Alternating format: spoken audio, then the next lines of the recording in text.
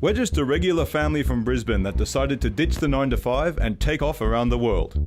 Come on! But this is not a holiday. It's a new format for living! That's right, it's a new format for living. Before I tell you more about reformatting our lives, let me introduce my family. I'm David, I'm 41, and until very recently I was working in my dream job making online news videos at ABC. My wife Junko is 40. We've been together for 15 years.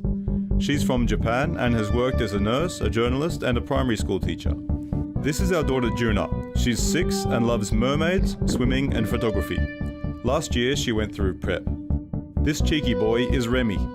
He's 3, mostly potty trained, and has just started to talk. Like Juna, he speaks English and Japanese.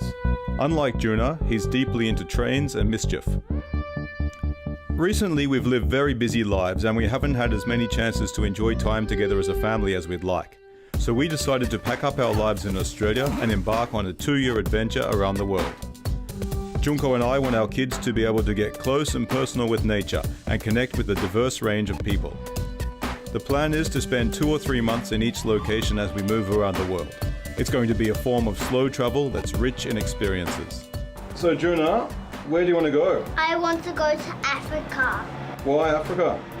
because I want to see the grass. Remy, Yeah. we're going to travel around the world. Where do you want to go?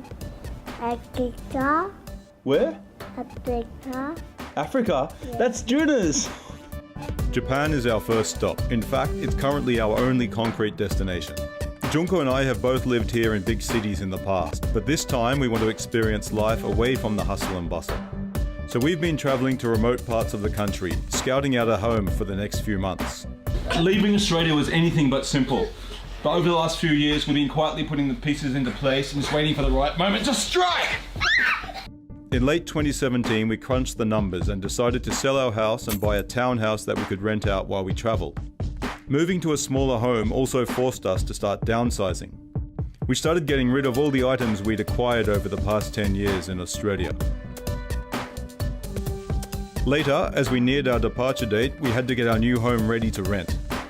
We had to get smoke alarms installed, create tenancy agreements, repaint walls on which Remy had been creative.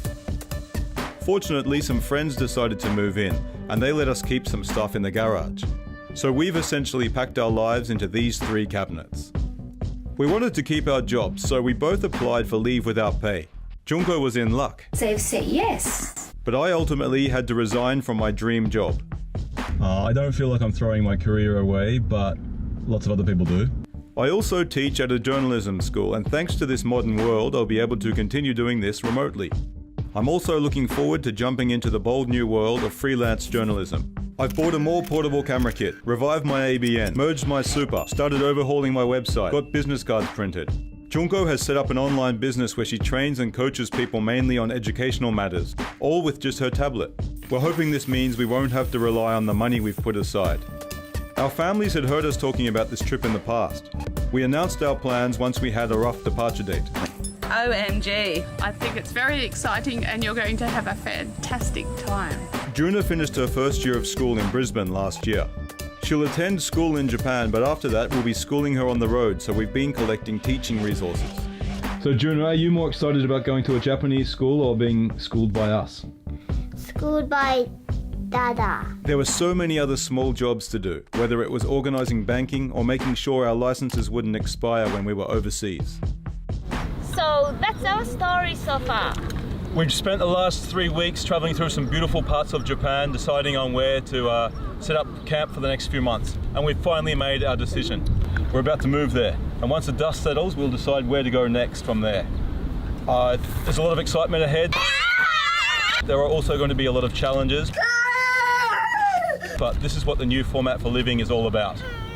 Coming up in the next episode, we go searching for a home in Japan. We sleep on this floor. It's so comfy.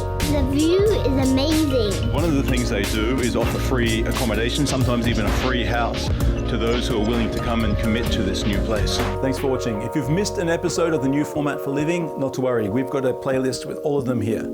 And if you'd like to see some of the other great content on offer from ABC Australia, look up here in the corner.